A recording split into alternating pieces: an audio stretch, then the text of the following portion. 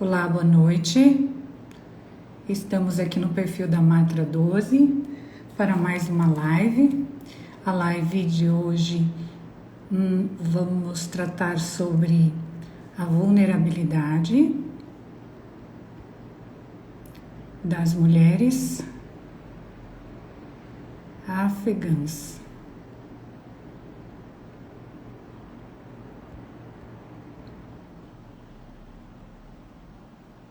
Vamos fixar o comentário.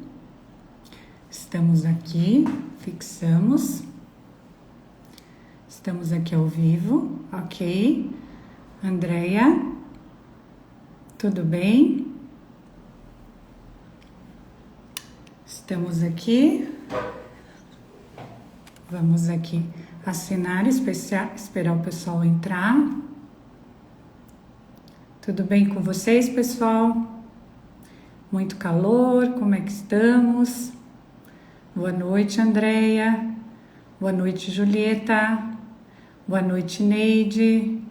A Guta entrou. Boa noite, Irene. Vamos clicar aqui na Guta, para que a Guta...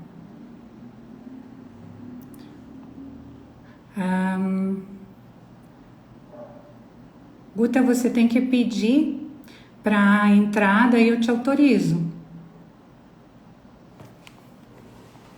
Boa noite, doutor Leandro Rigueto. Irene, tudo bem com vocês? Conosco.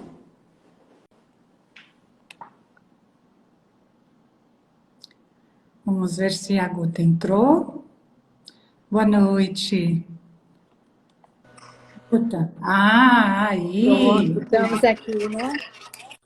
Estamos. Boa noite, Guta. Tudo bom? Tudo bem com você? Tudo. Como é que estamos aí na Irlanda? Aqui continua ainda bom, que é um milagre, porque é sempre tudo cinza e molhado, mas ainda estão dando aqui o verão ainda está segurando um pouco. Que bom. Vocês estão me ouvindo bem? Parece que a Guta está um pouquinho baixa, a voz dela. Tá tudo bem para vocês que nos ouvem? Tá tudo ok? Aqui tá. Tá? Ok. Ótimo, então. Guta, nós estamos só dando um tempinho para o pessoal entrar. A Maria Beatriz está aqui, que você a conhece também. Claro. A Vera Marisa, também, nossa colega aqui do TRT 12. A Patrícia. Muito bom, muito bom. Então, a gente só está dando um minutinho, Guta, para o pessoal ir chegando. A Rosilaine, minha colega também, de Balneário Camboriú. Boa noite, Rosilaine. A Zucoloto, tudo bem? Boa noite. A Maria Beatriz está dizendo, oi, Guta, querida, boa noite, boa live. O Marcos Cardoso é meu sobrinho. Boa noite, Marcos, tudo bem? Tudo bom? Então tá, são 24, tá? Eu acho que podemos começar, né? E eu vou começar, Guta, te agradecendo, né, pela sua disponibilidade, a Consuelo Zenzak. Obrigada, Consuelo, por estar aqui com a gente, tá? Guta, e agradecer muito a sua disponibilidade, a sua solicitude, sabe?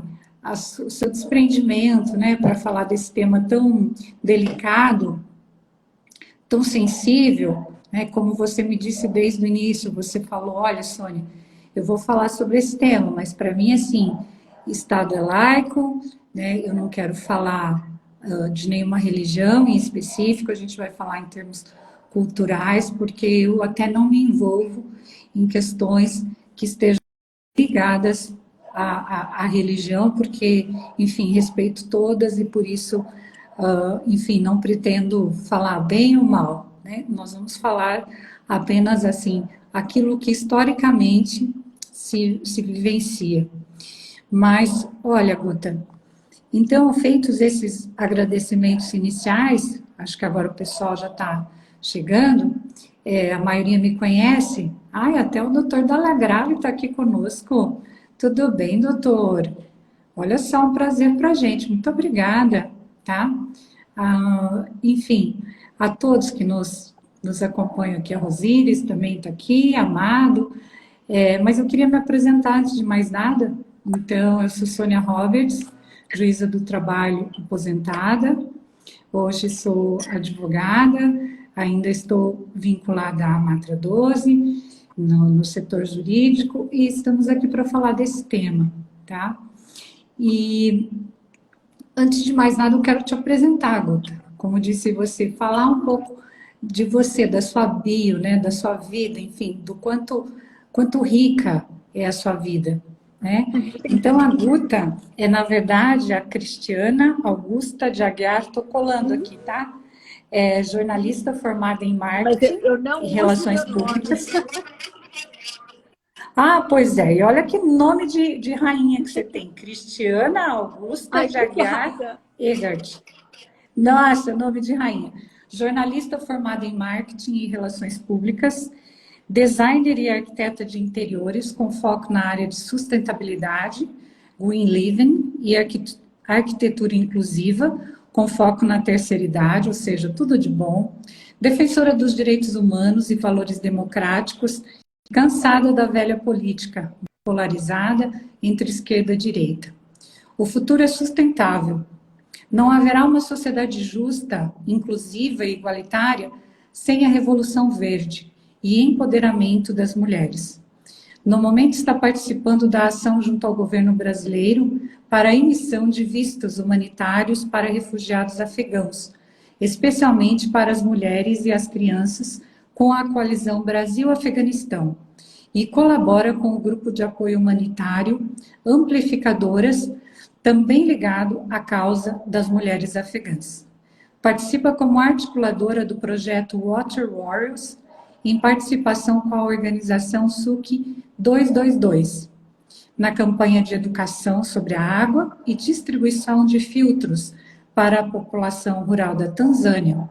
Viveu em vários países, como Estados Unidos, Inglaterra, Bélgica, Itália, Espanha, Holanda, Rússia, China e em Dubai. No momento está baseada na Irlanda. Em Dubai viveu 16 anos, entre 2004 e 2020. Atuou na área de design de interiores e trabalhou em projetos ligados à situação das mulheres e crianças na região.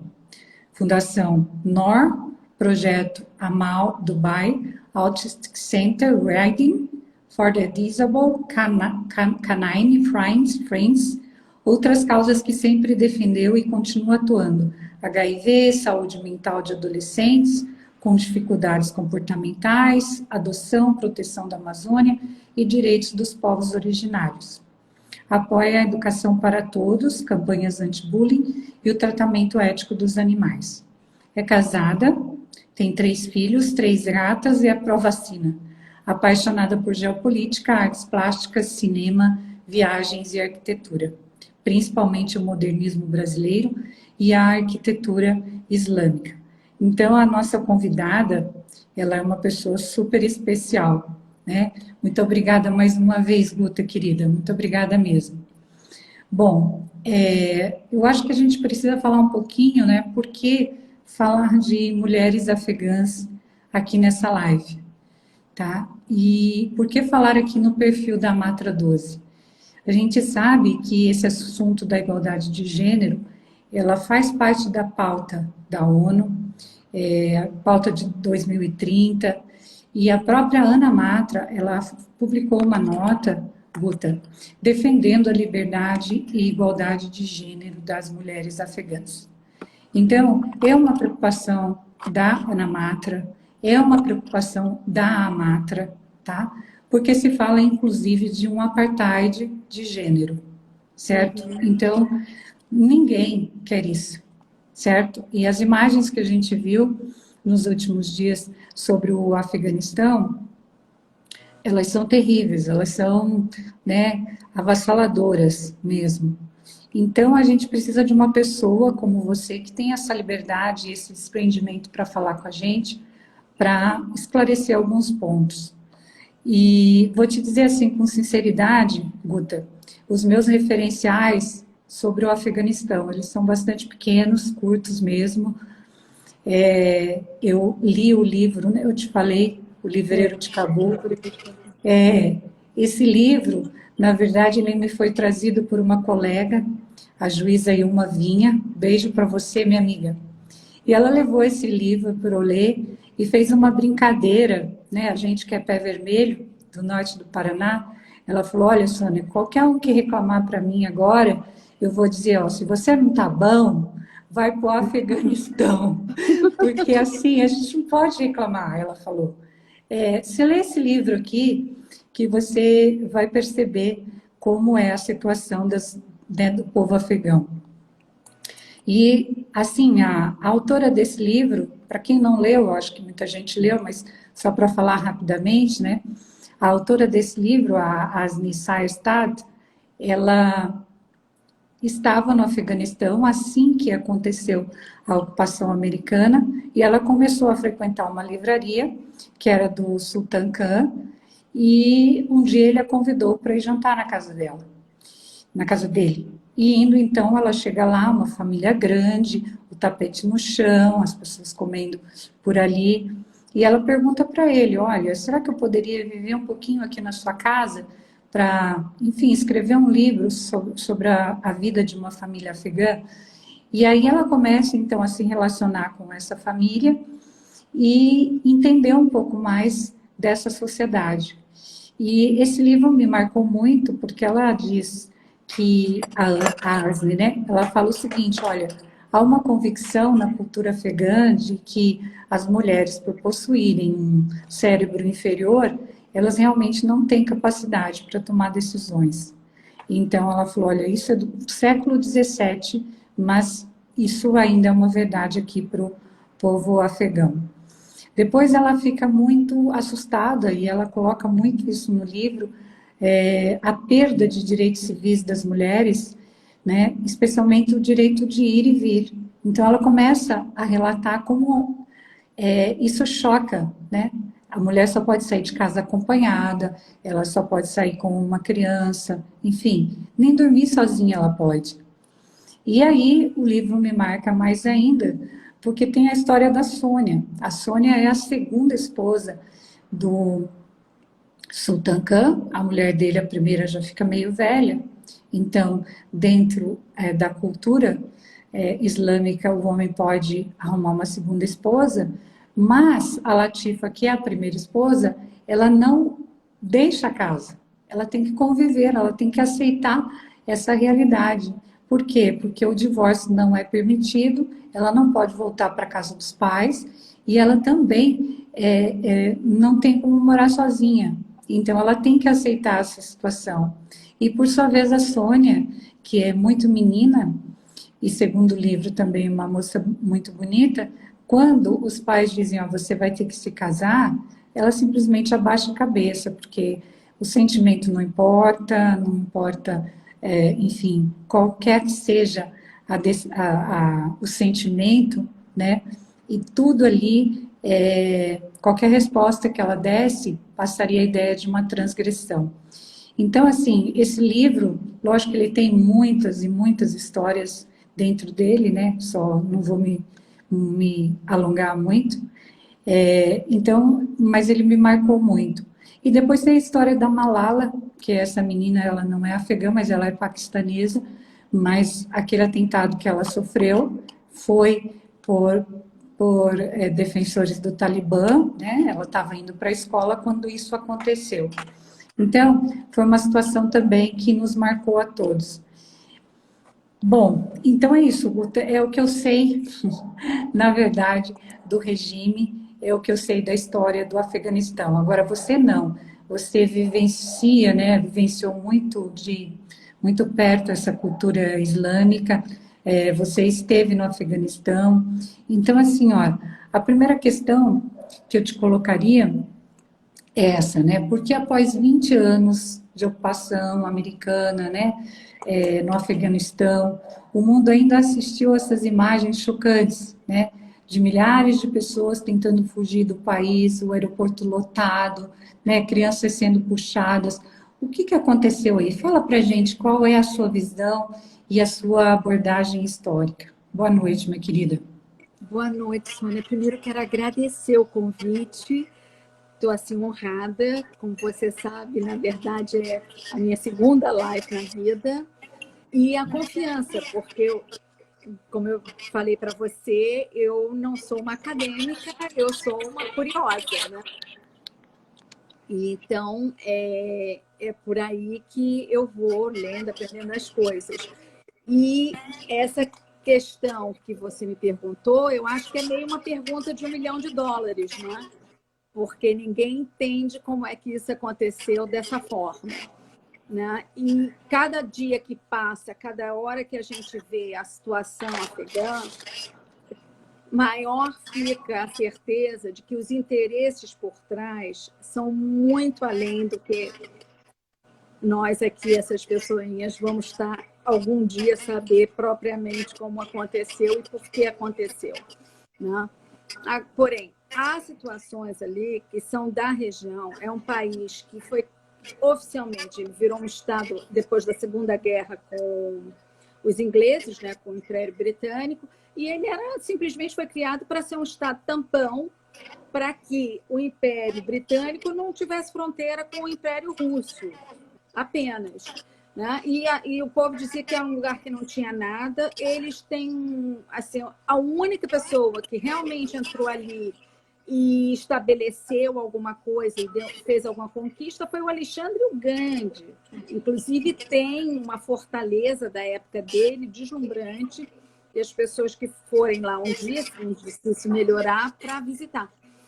Agora, todos, ele é conhecido como o cemitério dos impérios. Os ingleses, os russos, agora os americanos, os mongóis, os Gengis Khan, ninguém entra. Eles até entram, mas não ficam. A geografia do país é de uma forma que não dá. As pessoas invadem e não conquistam.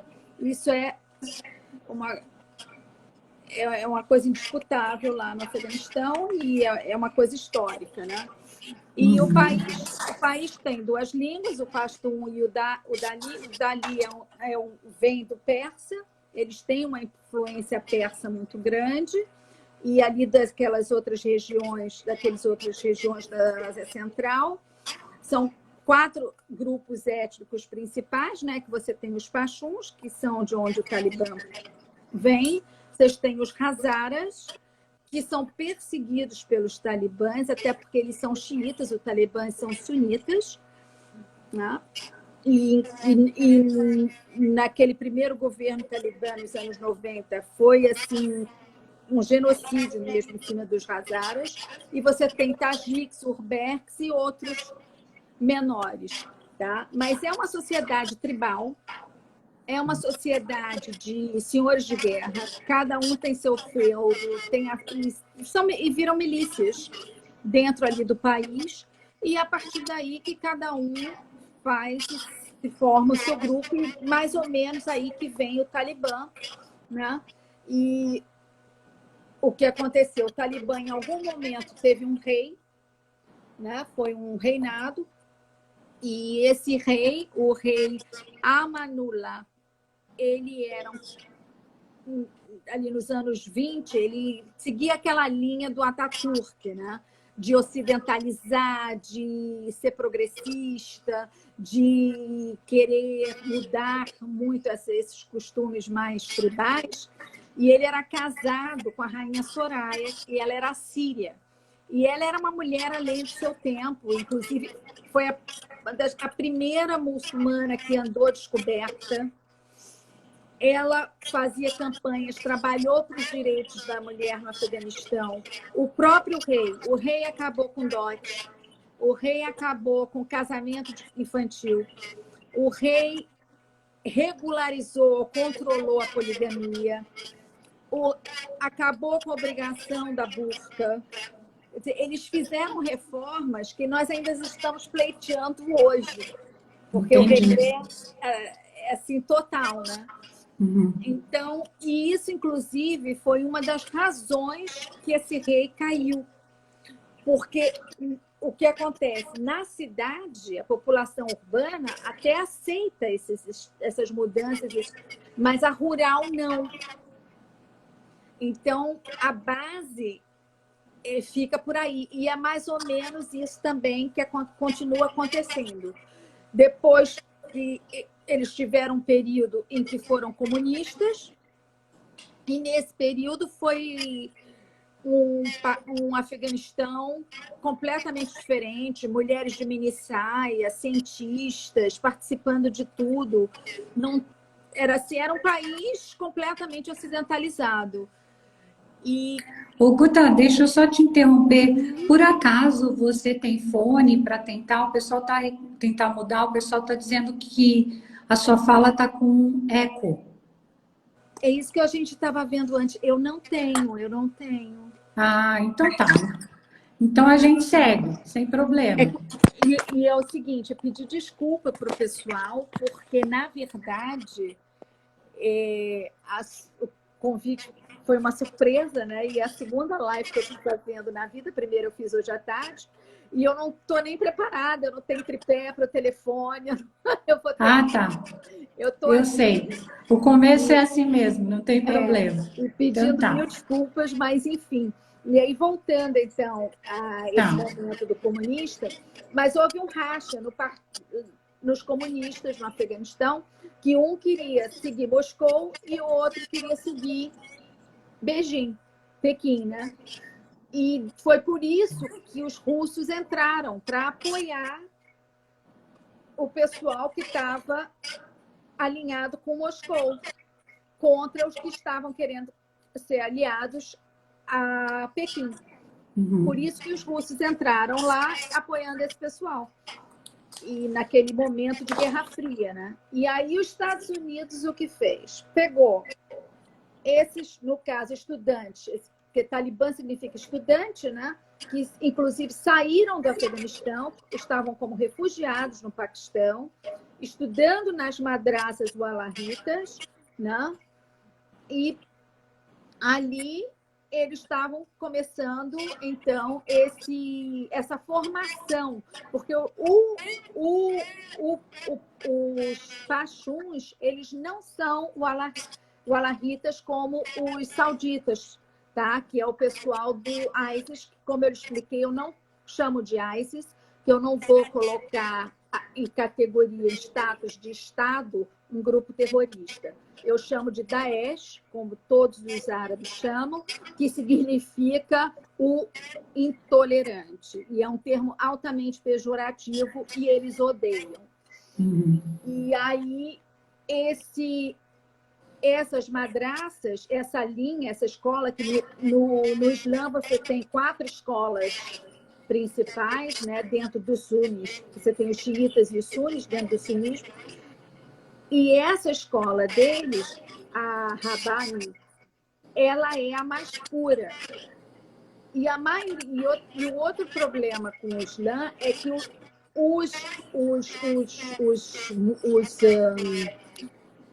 os mulas, eles fazem as suas próprias interpretações. E daí acabam criando várias vertentes, várias correntes.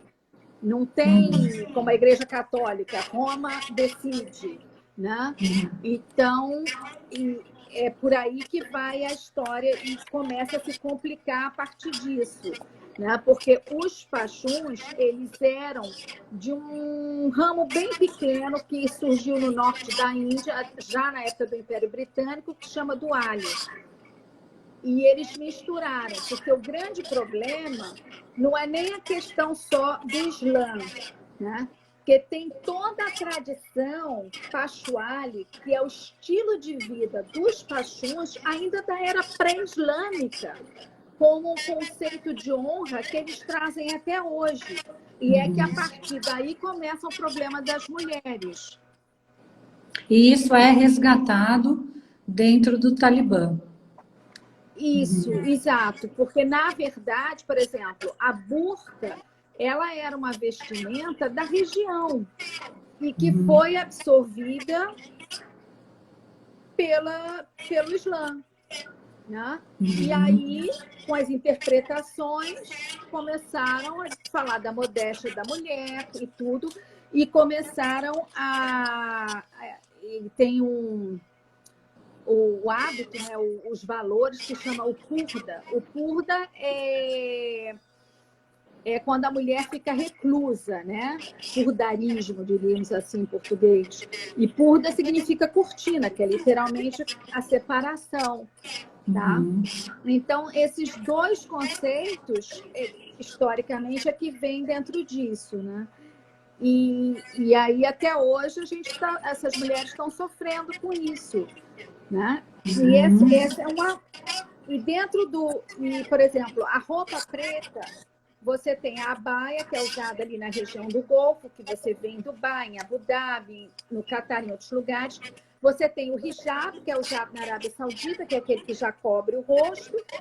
E você tem o chador no Irã, que é como se fosse um manto, que inclusive é muito inconfortável, que elas têm que segurar com a mão, assim, às vezes não fecha, é complicado.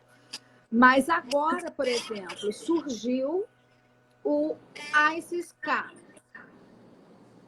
que seria o ISIS-Khorasan. Khorasan é uma pequena área ali de região que esse grupo acredita que foi onde começou o califato, aquele famoso califato que o ISIS do Levante, lá do Iraque, né, está querendo implantar. Então, aí você já liga duas bolinhas, né? A gente já fez uma conexão para tentar perceber o tamanho do problema que está sendo criado. Né? Entendi. Porque a meta deles é criar um grande problema. Outra diferença grande é que esse ISIS-K, ele é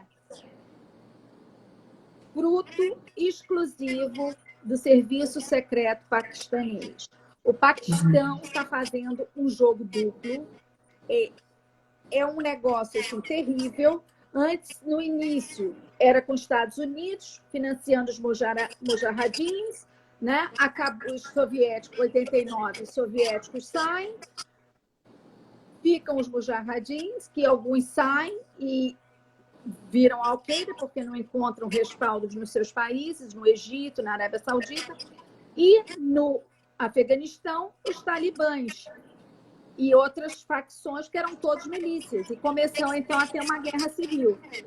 Ô, Guta, sobre essa questão do rosto, né, feminino, então a gente viu aqui em noticiários no Brasil tudo que o Talibã, o novo governo já chegou em lojas que expunham, né, rostos de mulheres e eles pintaram tudo por cima para esconder esses rostos, né? Aí nós vimos também uma jornalista brasileira, na verdade ela é gaúcha, ela chama Annelise, e passou uma matéria no Fantástico ontem, e ela estava usando, não era burca, mas era esse lenço, né, dobrado, assim, que só aparecia o rosto. Esse é o... Tá, então, e eu acho que é uma questão de respeito, né, ao governo, ou, enfim, para não ficar tão... uma situação de enfrentamento e tudo, mas por que a mulher tem que esconder esse rosto? Eles acham que o quê? Que a mulher está sendo provocativa? Eles colocam como uma questão de modéstia, eles colocam como de proteção à mulher, mas, na verdade, você tem uma cultura altamente misógina, tá? Inclusive que tradicionalmente tem uma ojeriza ao sexo feminino, tá? E, na verdade, a mulher fica coberta, né? Porque além de ser um controle, na verdade, é o quê? É atender a uma exigência, a uma expectativa da própria sexualidade masculina. Entendi. Né? E aí é que fica complicado, né? Em outros mundos, você tem outros tipos de burca, como essa hipersexualidade e essa caricaturização da mulher sexy que nós vivemos no nosso mundo. Não deixa de ser uma outra burca, porque não está vindo a partir da gente, está vindo a partir do homem, né? Pois é, Guta, e agora o governo do Talibã disse que tá, tudo bem, as mulheres vão poder estudar, mas elas vão ter que usar o traje e vão ter que frequentar salas separadas. Aí as mulheres já estão dizendo que isso não vai ser possível, porque não vai ter sala para todo mundo. E aí o governo talibã disse, não, mas aí o professor vai ficar atrás de uma cortina para dar aula para essas mulheres. Porque as mulheres não podem mais ensinar, os professores só podem ser homens também. Olha só. As mulheres foram mandadas para casa, elas não podem sair de casa sem estarem acompanhadas de um parente masculino, elas não estão podendo ir trabalhar. Elas, por exemplo, quem tem janela, as janelas tem que pintar os vidros para ninguém ver por dentro.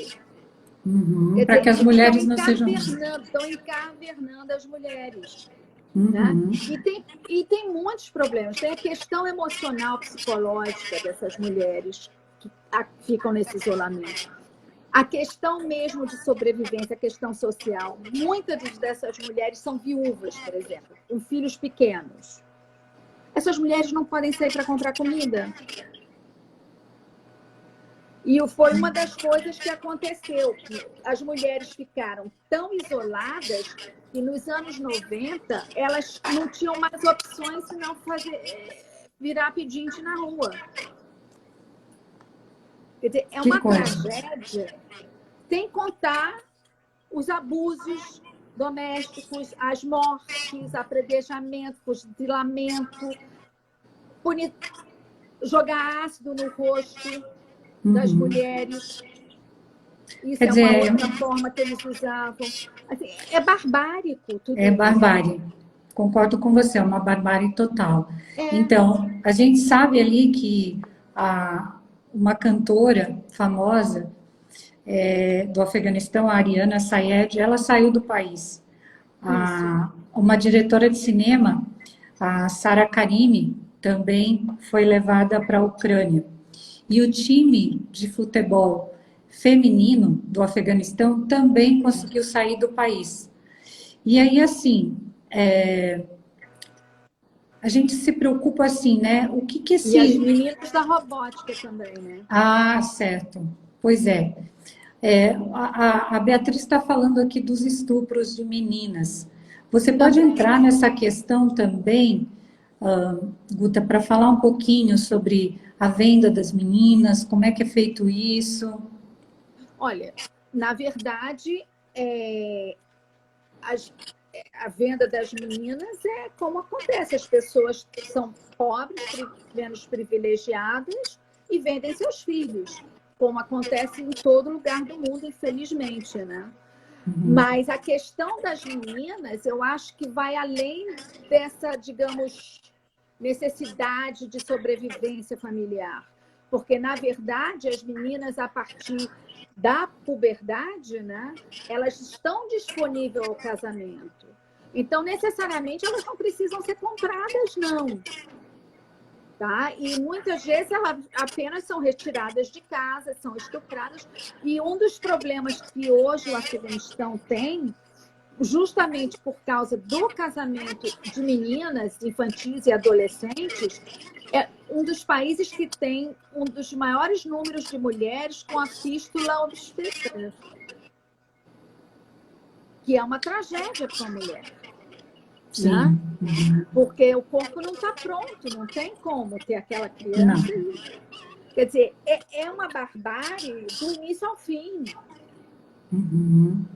É muito complicado. Né? E eu acho assim terrível é que o mundo fica falando que é o Talibã Light, é o Talibã 2.0. Não é. Não nisso que eu queria falar. Você acredita ou você não acredita nesse Talibã Light? De jeito nenhum. São as mesmas figuras. Só não está o Mullah Omar porque morreu. Tá? Está lá o filho dele. Tá bom? Entendi. O filho dele ele é o ministro de Defesa. Uhum. Tá? O Baradar, que estava preso no Paquistão e foi retirado da prisão para sentar em Doha e negociar. Agora, o pior de tudo não é isso. O pior de tudo é que os talibãs não são um grupo coeso. Tá? Para ficar fácil a explicação, você tem, digamos, o Talibã raiz, que é o pessoal que vem ali de Kandahar, que é dessa tribo Pashtun, né? Também. E você tem um outro grupo que era uma milícia, inclusive foi financiada pelos Estados Unidos e pelo serviço secreto paquistanês, na época dos russos, que se chama Rede Haqqani. Tá? Esta Rede Haqqani, na Guerra Civil, que se juntou aos talibãs e se tornaram um talibã só. Porém, ela continua independente. Foi o Haqqani que deu guarita para o Bin Laden. Entendeu? E esses caras é que são os terríveis, terríveis mesmo. Eles são piores que os talibãs raiz, entendeu? E o pior de tudo, e aí é o que a gente fica, o que grita aos olhos, é saber que o Sarijuddin Haqqani, que é o chefe da rede Haqqani, é o ministro do interior. Que louco, né? Não precisa falar mais nada, né? Não precisa falar mais nada. O Guta, assim, qual que é a sua impressão? O Leandro Henriette faz essa pergunta, essa colocação. Você acha que a presença americana no Afeganistão, de uma certa forma, era melhor para as mulheres, para as crianças, para o grupo mais vulnerável? Era, claro, porque teve uma abertura, eles começaram a ter direitos na cidade.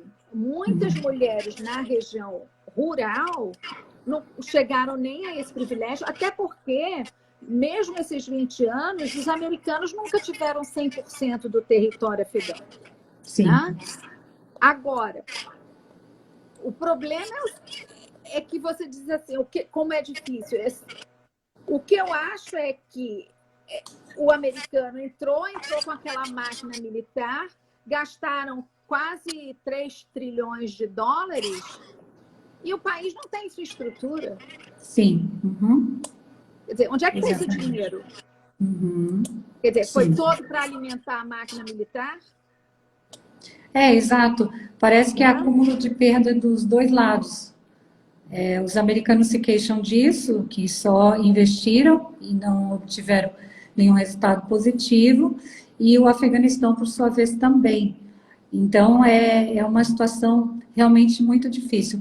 Mas o norte do Afeganistão é uma região muito difícil, né? Porque ela é montanhosa, é uma topografia ingrata e cheia de cavernas, né? Para esconderijo. Então, realmente ali... Exatamente. Ali é onde qualquer um pode se esconder. É onde os impérios morrem. É onde os impérios morrem, exatamente. Agora, é um povo acostumado a muita resiliência, né? Desde sempre. Desde sempre. Porque eles sofreram a pressão americana, a pressão russa e tudo mais.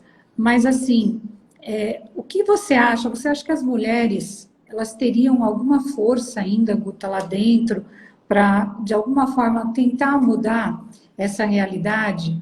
Ou precisa de organismos internacionais, como a ONU?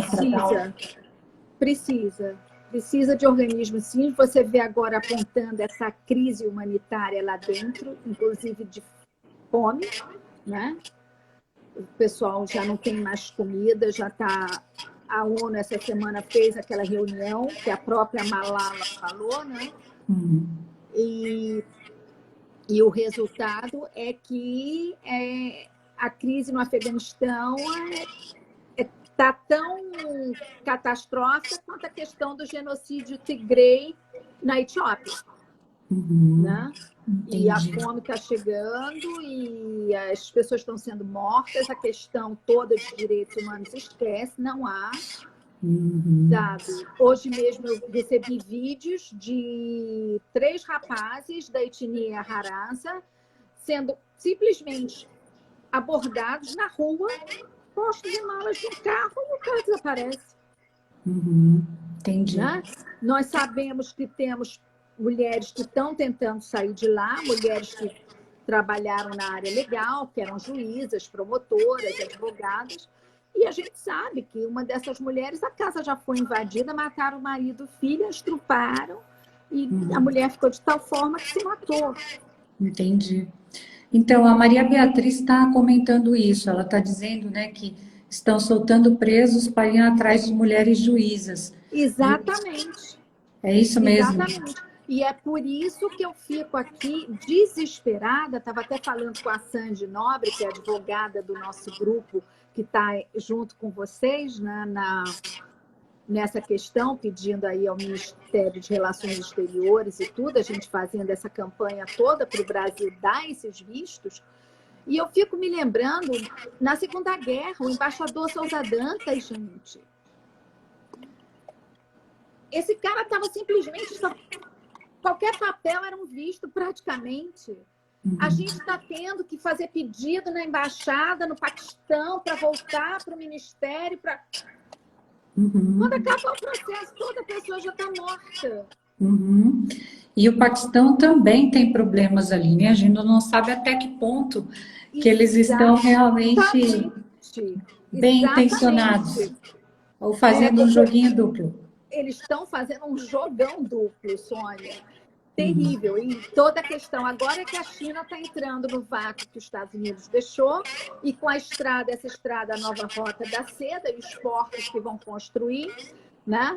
O Paquistão, então, está super com os chineses, e os chineses estão paparicando mesmo esse pessoal, porque a China tem uma população muçulmana que é separatista, que cria problemas internos e que Pequim está reprimindo de forma terrível, que é aquela história que a gente sabe dos uigures, né? Dos campos, são, dizem de reeducação, são campos de concentração, é uma loucura o que eles estão fazendo. Então, a China também não precisa que isso se expanda para ela, que ela ainda tem fronteira com o Afeganistão, né? E aí você tem a Rússia, que é outro personagem desse jogo, né? Que também tem a Chechênia, tem população muçulmana e o mesmo problema. Então, já está alinhado com Pequim. Entendi. É uma situação ali que está todo mundo, ó. Sim. E agora, a China tem uma coisa, a China vai assinar o cheque, que é como a China faz, a China está pouco se lixando se o Afeganistão é democracia, se as mulheres têm direitos, sabe? Se as meninas são violentadas, se os meninos caem na mão de pedófilos, se os talibãs estão vendendo drogas, fazendo tráfico humano, tráfico de órgãos, tudo isso que eles fazem, que é parte da economia deles, e hoje é parte da economia do terror, né? Então, a China o que quer é muito simples. O Afeganistão hoje tem uma reserva de minérios que antes não se sabia, mas os Estados Unidos, em 2010, acabou lançando essa pesquisa, esse estudo. O Afeganistão tem uma reserva de minérios que é das maiores do mundo, sendo que hoje tem uma reserva de lítio maior que a da Bolívia. Então, o que estão dizendo é que o Afeganistão vai ser a Arábia Saudita do lítio. Entendi. Então, vai ter, né, muito lítio e a papoula, né, que o ópio já é a grande produção também, né, do Afeganistão. Então, eles sempre foram fortes nesse quesito. Os Estados Unidos sempre tentaram, né, reduzir a produção, mas não conseguiram. Então, realmente, é uma sociedade extremamente complexa, né? Exato, é terrível. Inclusive, há um outro problema sério dentro lá do Afeganistão, que é o número de homens que são viciados. Sim. Em Cabu tem áreas que você não... É terrível você vê esses homens drogados. É uma população completamente dependente, dizimada mesmo. Porque a gente está Acredito. falando muito das mulheres também, mas os homens que não são militantes, que não são, como os próprios afegãos chamam de zumbis, que passaram pela lavagem cerebral das madraças, esses homens também sofrem. Esses homens têm suas famílias destruídas, têm suas plantações destruídas para ser obrigada a plantar papoula, bem semelhante ao que acontece também na Colômbia com a cocaína. Né? É mais ou menos a mesma coisa, assim, o comportamento, assim, o método é mais ou menos o mesmo, né? Então... Guta, sim. E você, que é ativista, que está trabalhando nessa questão dos vistos, né, para afegãos que queiram entrar no Brasil, você pode dizer como é que estão essas tratativas, o que vocês conseguiram até agora, o que falta conseguir? Eu sei que você tem falado com autoridades aqui brasileiras, né? Alguns políticos. Você poderia contar para a gente como é que está isso? Claro, claro. E queria aqui, inclusive, citar, se não tiver problema, o senador José Aníbal e a deputada Adriana Ventura, sabe? Que vestiram a nossa camisa, maravilhosos, realmente estão assim... Eles estão enchendo o saco das pessoas para a gente. E a questão é que nós conseguimos, o presidente assinou, né, o ofício que foi mandado pela comissão, que no caso foi o deputado Aécio Neves que mandou, né? E então o Ministério recebeu, fez a comunicação interministerial, que precisa dessa, com o de Segurança e Justiça, né? E já saiu, já foi publicado, já designou as embaixadas, né? Que são Islamabad, Teherã, Abu Dhabi e Moscou. Tá? Então, o Brasil, lá você entra, pede seu visto, né? Mas o problema é o seguinte, que é isso que agora é o ponto que a gente está, né? Que eu estava falando da Segunda Guerra. Quem já está fora, graças a Deus. Entendeu? Maravilha. O problema são essas pessoas que estão lá dentro, numa lista de morte, né? E que a gente tem que tentar ajudar essas pessoas. E aí o Talibã fica fazendo esse joguinho político de abrir umas janelas. De vez em quando abre uma fronteira com o Uzbequistão, aí fecha. Depois é que eu não sei o quê. Aí abre o aeroporto, fecha. Aí tem voo interno, não tem. Mas o fato é que qualquer janela dessa é uma esperança. E mesmo que a gente não possa ir lá retirar uma pessoa, o que se é sabido e certo é que pessoas com passaporte, com visto, têm conseguido sair, sim, do Afeganistão. Entendi. E é isso que a gente precisa. A gente precisa, por exemplo, o nosso grupo, que é comandado pela a Bunda e a Najura, né? Nós temos quase 600 pessoas que estão dentro do Afeganistão. Jornalistas, acadêmicos, mulheres que foram promotoras, gente que trabalhou com a inteligência e gente capacitada e que fala inglês. Não é que vai chegar uma pessoa aqui também no Brasil que, né, que você tirou da caverna lá do Hindufus, né? Então, e outra coisa, esse grupo tem os fundos para manter essas pessoas, tem toda a estrutura para integrar essas pessoas à sociedade, ensinar português, tem apoio psicológico, porque são pessoas que vêm de uma situação de um trauma extremo. Então, tudo isso temos. A única coisa que o governo brasileiro tem que fazer para a gente, na verdade, são duas. É emitir esses vistos a qualquer custo. Amanhã, chegar em Brasília, o ministro e fazer, gente, todo mundo fazendo visto, está aqui a lista, são essas pessoas, quero esses vistos hoje. E mandar para a gente que a gente tem como fazer as pessoas receberem. entendeu? Tá. E o Então, outro esse ponto, momento ainda, nós não chegamos nesse não momento. chegou, que é o que eu falo muito com a Sandy Nobre, que eu falo que é o momento embaixador Souza Dantas, né? Onde é que está esse espírito? Entendi. E aí, E nesse grupo a tem segunda juízas também, você sabe? tem as juízas maravilhosas, tem inclusive uma juíza que está em contato direto conosco, que ela é uma juíza militar, se não me engano, Sei. Uhum. né? E ela também está ajudando muito e foi assim digamos, eu acho que foi o nosso momento assim de eureka quando se decidiu assim, não, porque a gente está fazendo por um lado, as juízas por outro, vamos nos unir. Claro, com certeza. E Com isso foi certeza. assim determinante para esse sucesso. E E essas agora, o pessoas que problema você. também está em conseguir um avião.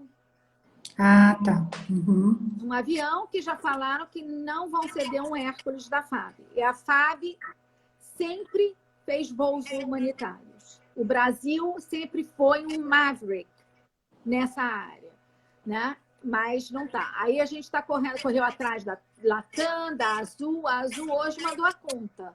Quase 500 mil. E eu lhe digo, não me pergunta se é real, se é dólar, se é euro, o que é. Porque quando eu vi o valor, nem me interessei qual era a moeda. Isso que eles disseram que seria preço de custo, né? É, exatamente. Que eles não estariam ganhando, que isso seria um preço de Exato. custo. Exato, E mas a verdade, Sônia, o que a gente sente é a grande dificuldade é falta de vontade política, acredito. entendeu? Eu acho que esse que é o grande problema, entendeu? Um outro deputado foi ele é até um dos líderes da bancada evangélica. Portela, eu não sei bem o nome dele, ele é relacionado com a Cindy Nobre. E ele conseguiu chegar no Bolsonaro através da Cindy também, e isso foi muito bacana. Né? Mas se eu te falar que eu consegui contatos e liguei para tipo 16 pessoas, e a gente está falando de 3. O que a gente precisa, a Beatriz está dizendo, a gente precisa se unir, né? Unir e pressionar muito para conseguir esses vistos e a partir daí, então, esse voo. Né? Eu não vejo por que o Brasil não pode fazer isso, sabe? Exatamente. E é isso que a gente tem que fazer. Não sei se a gente manda ofício, se a gente. Enfim, nós temos que encontrar uma forma para viabilizar a vinda dessas pessoas, né? Porque são refugiados e é como você falou, o tempo está correndo contra, sabe? Exatamente. E é isso que a gente precisa fazer. A Cileide está perguntando, olha, como eu posso ajudar? Todo mundo quer ajudar, né? Pois ajudar é fazer pressão, eu acho, com o seu político, com o seu deputado, com o seu senador, ou se alinhar a um dos grupos que a gente vai precisar de roupa, vai precisar, né, de um monte desse tipo de coisa. Quer dizer, a união faz a força, né? Então, eu acho que a gente já está com 20 horas e 53, Guta, e vem a outra pergunta, né, que vale muito, né, que é de US$ 1 milhão também. Então, assim, o que a gente pode fazer, o Brasil pode fazer por essas mulheres afegãs? Hoje mesmo, né, você me mandou uma notícia dizendo, né, que a ONU, nós não vamos abandonar o Afeganistão. Você acredita nisso? O que eu sei que é uma pergunta difícil, mas enfim, o que nós, como associações, como sociedade civil, o que a gente poderia fazer para ajudar isso, né? Ajudar nessa questão? Eu acho que a primeira coisa é literalmente pressionar o governo para que esses vistos sejam emitidos imediatamente. Isso é a prioridade número 1, porque sem esses vistos não precisa avião, porque não vai ter ninguém para vir, que vai estar todo mundo morrendo lá. Né? Tá. Esse eu acho que é o ponto principal. Uhum. E o Inclusive, caminho para isso, Guta, a gente teria que falar com o senador Aníbal, ou a gente vai para o. o Enfim. senador José Aníbal, ele já está ciente, a deputada Ana Ventura está ciente, tem a Mariana Carvalho, de Roraima, também está envolvida. E eu acho que hoje o senador estava voltando a Brasília, ia se encontrar com a deputada, até onde eu sei, e para tentar se abrir uma frente e marcarem um encontro no Ministério de Relações Exteriores. Entendi. Porque, literalmente, o que precisa é alguém com coragem de simplesmente fazer que se dane o protocolo, vamos fazer tudo e dar o carimbo. É Uhum. isso. Entendi. E o contato deles está sendo pedido aqui, do norte ao sul está pedindo. A gente tem como conseguir, né? Eu acho que senador é. Você tem, Guta, está perguntando? O quê? Não, se você tem o contato do José Aníbal ou da O Ana con- Ventura. Na verdade, eu tenho, mas eu não, infelizmente eu não posso passar numa live, né? Mas com certeza entrar no site do Congresso, tá lá, estão todos listados, né? Com os telefones dos escritórios, os e-mails, os assessores, tudo certinho lá. Uhum. Então é isso, Guta. Eu acho que eu me comprometo a fazer isso, me comprometo a ir atrás, me comprometo a pedir informações, saber como é que isso, em que pé que está, né? E de qualquer forma, a gente não pode abandonar e achar que não temos nada com isso, né? Que só nos resta fazer orações. Eu acho que a gente tem que tomar mesmo uma atitude proativa nesse sentido, né? Sermos realmente solidárias com essas mulheres, principalmente essas crianças, e realmente ver o que está ao nosso alcance, né? O que realmente a gente pode fazer em relação a isso, porque as imagens são terríveis assim, é um desalento enorme saber o que essas pessoas Total. estão passando. E assim, Guto, o que que eu queria? Eu queria te parabenizar pela sua postura, pela sua atividade, né? Pela as suas informações sempre tão precisas que você está participando aí em várias redes sociais, informando a todos, colocando, esclarecendo, dando informações absolutamente confiáveis, porque você, com esse histórico de jornalista, sabe, né, que as informações elas precisam ser checadas. Foi Então, exatamente isso que nós falamos mais cedo, né? E isso é uma exatamente. coisa fundamental, principalmente hoje em dia que tem essa cultura do fake news, mais importante ainda, sempre checar tudo antes de falar, de escrever, não sabe? Até É para você não ficar verdade. com cara de tacho também, né? Que se a pessoa descobrir que você mentiu Com certeza. O Guta, em tem uma último caso, pessoa aqui, ela já claro, apresentou várias questões, mas eu não sei, ele está com o S0D32, não sei se você conhece. Aí a pessoa fala, Guta, o Trump fez acordo de saída para dia 31/8. Se todos sabiam disso, porque o povo afegão e os gringos que estavam lá demoraram tanto tempo para vazar, deixando tá. para a última hora, gerando essa confusão. Tá, tá. Essa pergunta, todo mundo se faz essa pergunta, é uma pergunta ótima. E eu não tenho uma resposta para isso, porque, de novo, é uma questão muito política, como a gente falou no início, são interesses muito além do que a gente possa imaginar. Porém, e eu digo, eu fui daquelas que estava encantada que o Biden ganhou, tá? E estou arrasada, decepcionada, entendeu? Não esperar. E muito pior, não com o Biden, mas muito mais decepcionada com a Kamala Harris, que é uma mulher. Entendi. Né? Então, isso foi uma grande decepção, mas eu vi um vídeo do Trump, e eu não sou trumpista, nunca fui, não moro nos Estados Unidos, não voto lá, mas eu vi e foi, acho que uma das poucas coisas que eu já concordei na vida de ouvir o Trump falando, e o seguinte, ele começou aquelas negociações em 2018, né?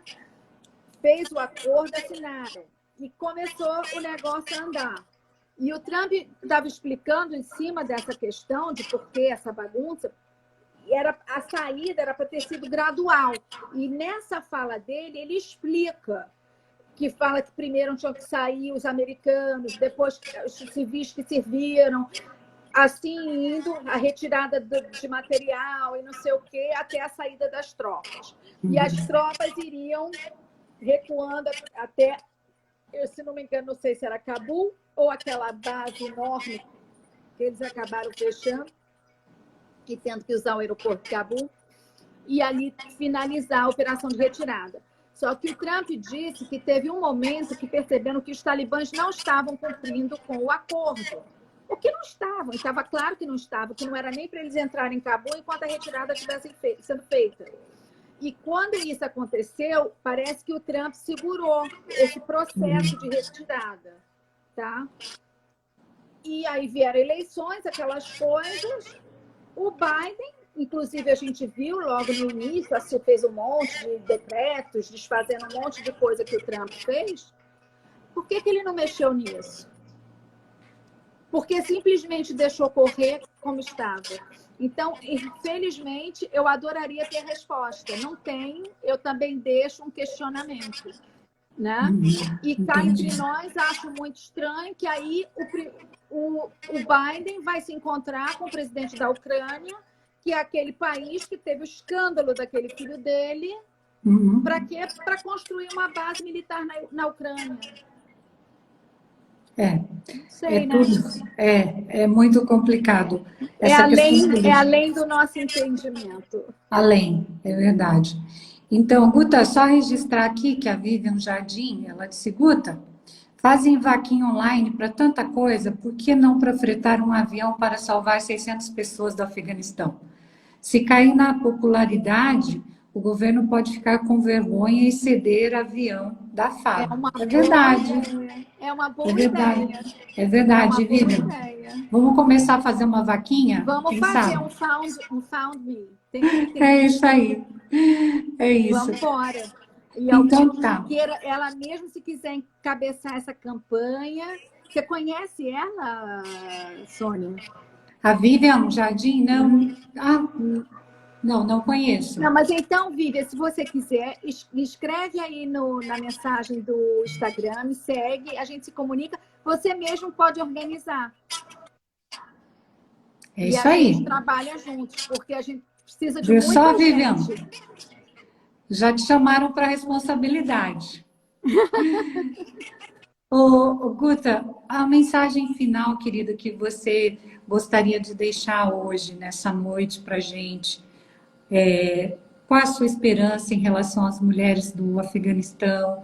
Enfim, o que você acha que você pode esperar no futuro próximo a respeito desse tema? Bom, também assim, uma mensagem disso, né? Porque, na verdade, eu acho que vão para todas as mulheres. E nós temos as afegãs, temos as africanas, temos as nossas mulheres aí, né? Com a Maria da Penha, as nossas meninas que também têm esse turismo aí no Nordeste, que a gente sabe. Então, eu espero, sim, que a sociedade comece a ver que quando a mulher tem espaço, eu acho que a nossa capacidade de empatia, certas coisas começam a ficar melhor. E uma coisa que eu falo muito com as minhas amigas feministas, que elas às vezes ficam zangadas comigo, que eu tenho uma teoria que eu acho o seguinte: o patriarcado começa com a mãe.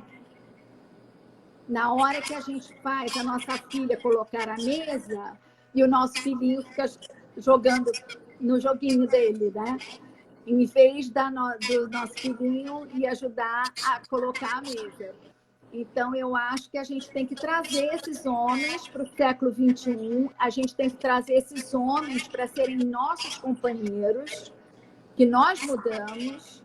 Né? Com certeza. E eu acho que é meio por aí o futuro. E se não for assim, não haver tolerância, empatia e respeito ao outro, a igualdade, né? A gente não chega a lugar nenhum. Porque toda vez que a gente age dessa forma, como você falou, né, que pede para a menina arrumar a mesa e o menino fica jogando o videogame, Bola, é. a gente está, digamos, praticando e continuando a prática da violência simbólica, né? Que é realmente essa prática da discriminação. Minha querida, Exatamente. te agradeço muitíssimo. Um beijo enorme. Sônia, Sei eu que que te agradeço a oportunidade e a chance de poder estar aqui e divulgar essa urgência, tá? muito Olha, obrigada. Olha, namastê. eu me coloco à disposição para te ajudar sempre. Tenho certeza que a nossa presidente, Patrícia Santana, também, você sabe disso, eu já tinha te dito, né? Claro. Eu sei que ela está em outros grupos trabalhando nesse sentido. E também a nossa Matra 12, né? A nossa associação. Muito obrigada, gente. Então Vamos tá, lá. olha, gente, a Guta está na Irlanda, lá deve ser 1 da manhã. E Exatamente. então, Guta, muito obrigada, querida. Gente, Durma bem, beijo fique em carinhoso. paz, Obrigada a tá todos. bom? Vocês também. A Boa gente se noite. fala. Muito boa Tá. noite. Beijo. Tchau. Obrigada a todos que nos acompanharam, gente. Muito Verdade. obrigada, viu?